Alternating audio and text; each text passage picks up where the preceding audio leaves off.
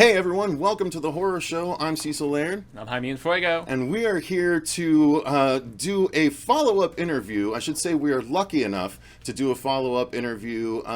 About 2 years ago on the channel, I got to interview my favorite author, Mr. Steve Alten, author of the Meg series, as well as a number of other books that I, in fact, talked to him about a few others last time. But this time I wanted to, I rather reached out to him and asked if he'd be open to doing another interview with us as The Meg is finally about to come out here. We are scheduled to do an early screening on Monday, August 6th, so we are super excited to do that and do a full review for you guys. We've done, I think, about 3 trailer reactions on the channel, and we are more excited than anything, but we do have some questions. And so luckily enough, Mr. Alten agreed to be on. So we just want to say thank you very much, Mr. Alten, for joining us. Well, call me Steve, please. Will do. Thank you, Steve. It's always a little weird for me. My dad drove it into me. He's like, you got to respect to say Mr. and Mrs. all the time.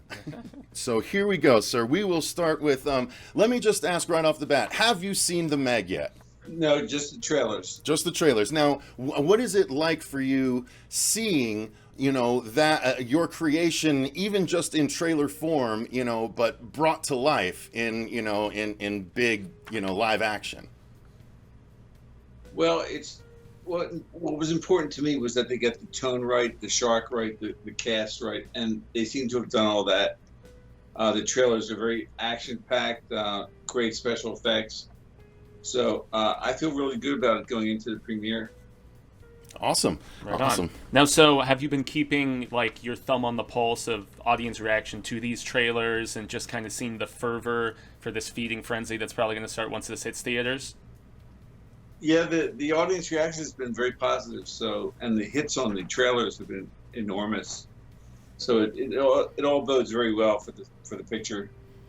Are you kept in the loop on certain things from either the studio or the producers, like as far as the budget or as far as what the projections might be on how much they're expecting for this? Well, they're only, projections at this point. But, one of the producers is a close friend of mine, so she keeps me informed of things, and the rest I'll figure out when the time comes. Fair enough. Fair enough. So then do you have like personal hopes of sorts, or maybe like a magic number, or just, I mean, successful in international and, American markets, or where do you think this is going to hit a little bit better?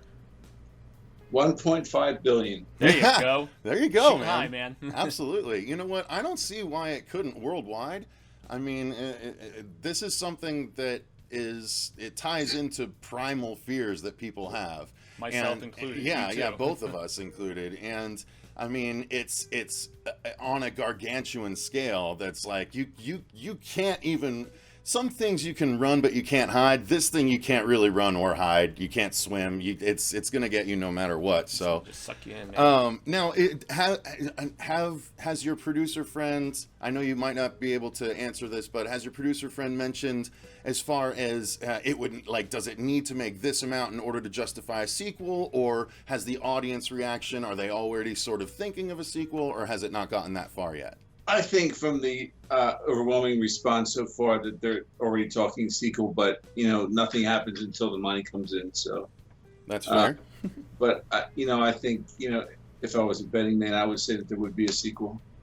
Awesome. Now, so sequels aside, this could have full-on franchise potential with, The Lock, obviously. Have any studios begun sniffing around any of the related properties to the Meg series? Well, The Lock is its own series, but the same producers who optioned Meg have also optioned The Lock.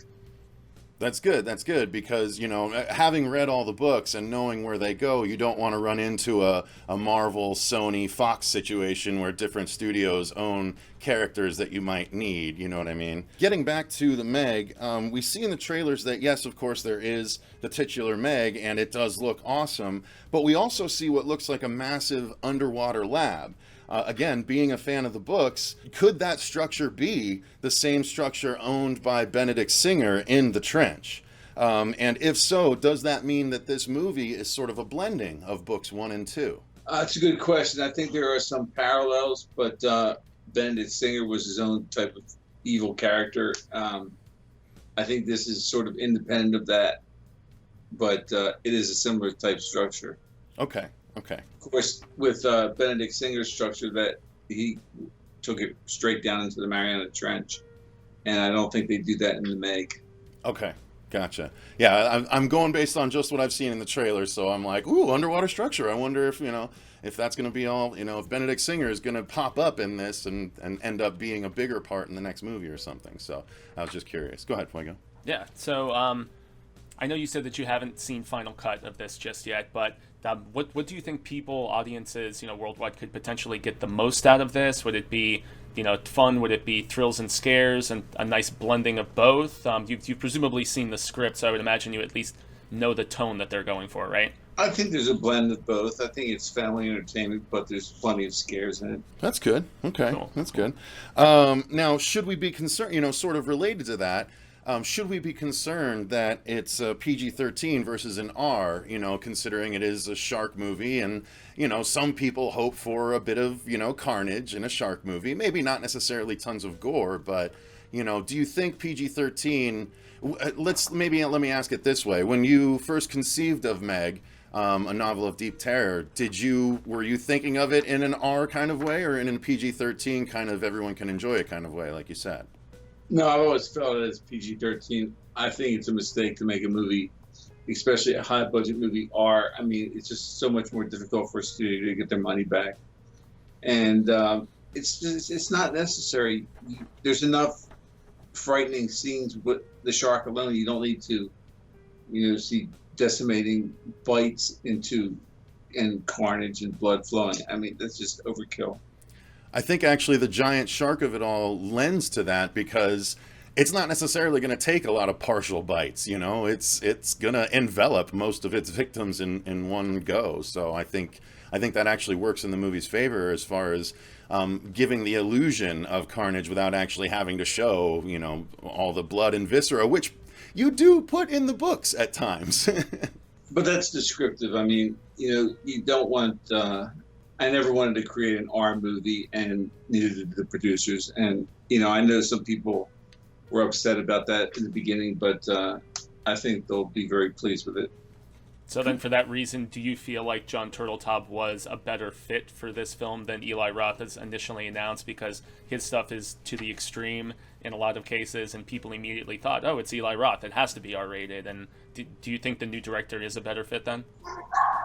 For a number of reasons. I think Eli would have brought something unique to the film, and he's very into sharks, but this is a big budget movie and he has not worked on big budget movies before, so there's a comfort level too that goes with that, and Jon Turteltaub is probably better at that. And yet it's funny because Eli Roth went to make a PG fantasy children's horror movie after that. That guy, you never know where he's going to land. Now, were you very involved along the way? I know you said you had a friend, the producer, but did you get to visit the set at all or anything along those lines? I was invited, but the set was in New Zealand and China. It's just a long way for me to travel. That's fair. My daughter did go to China, and they allowed her to be an extra in the movie, so she enjoyed it. Cool. Let's talk about the books for a bit, for just a minute, if that's okay. I know a new version of the Meg book has just been released with the poster of the Meg movie now being the cover. Are you hoping / expecting that the film is going to boost the sales of the original Meg series? Have book chains been stocking up in preparation? I don't think they've been stocking up yet, but I think that it will happen pretty quickly. And yes, to answer your question, that is one of the dreams that. This will increase my backlist significantly. And the new book is the best version of Meg out. It's very reader friendly. It's got images in there from 22 years of accumulating graphic art images. And I think for a lot of people, for the first time readers, it'll suit them well. Awesome. Interesting. Well, that's the thing.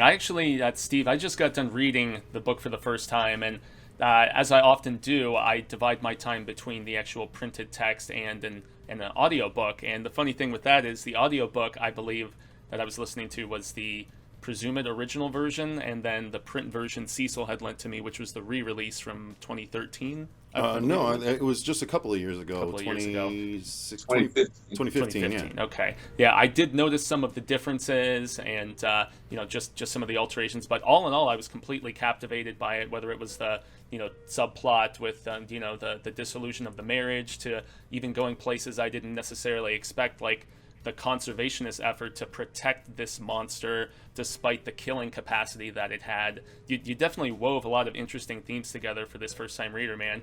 And I just have to, commend you on a series that I'm really stoked to dive deeper into. So, thank you. To that end, Steve, I'm guessing we can't really broach much of this subject, but he did make note of the different endings. Now, was the different ending something? Did you the way things play out with Jonas and the Meg?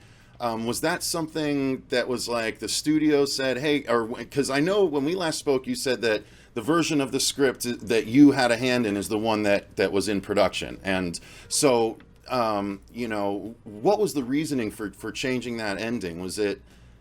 I'm just curious if you can even talk about it. Well, in the original, I don't want to give too much away, but I think it would have been hard for them to shoot the original ending. Okay.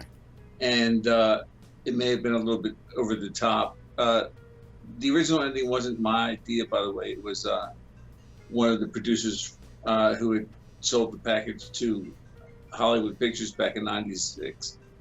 So I wanted to curve it a little bit more, make it a little bit more realistic without taking away any of the horror of the scene. Cool. I gotcha. Okay. Well, I mean, honestly, I think the updated ending does fit more of an action-centric vehicle in comparison with, like, the more horrific aspect of how much further into the Meg things kind of go without spoiling anything. So.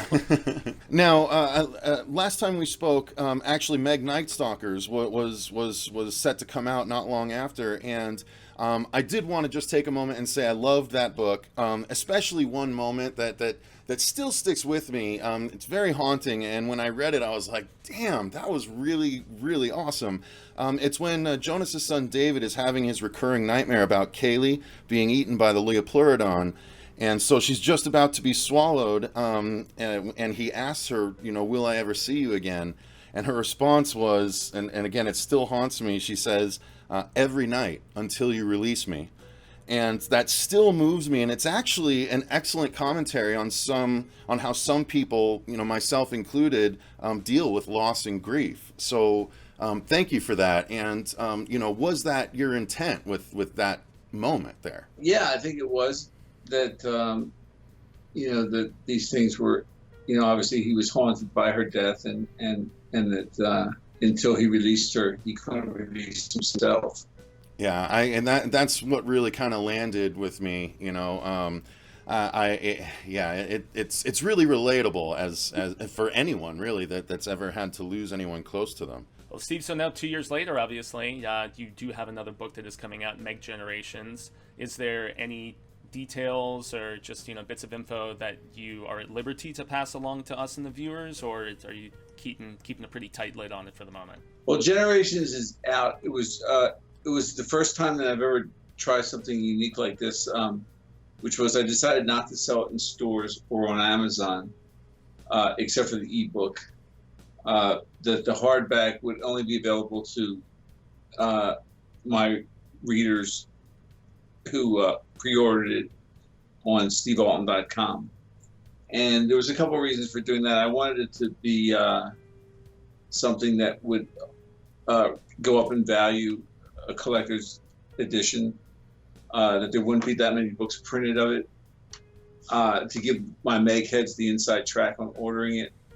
Also because the publishing industry is changing so much, and Amazon has just basically gutted the retail market for bookstores.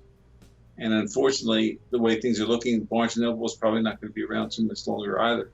Wow. So, I wanted to create a different avenue to get my books sold, as opposed to, just relying on independent stores in the future and Amazon. So this was sort of like a little bit of a test to see if it would hold out. And the book is great. It's definitely one of the better sequels, if not the best sequel. And the workmanship on the book is fantastic. So the orders were taken in January.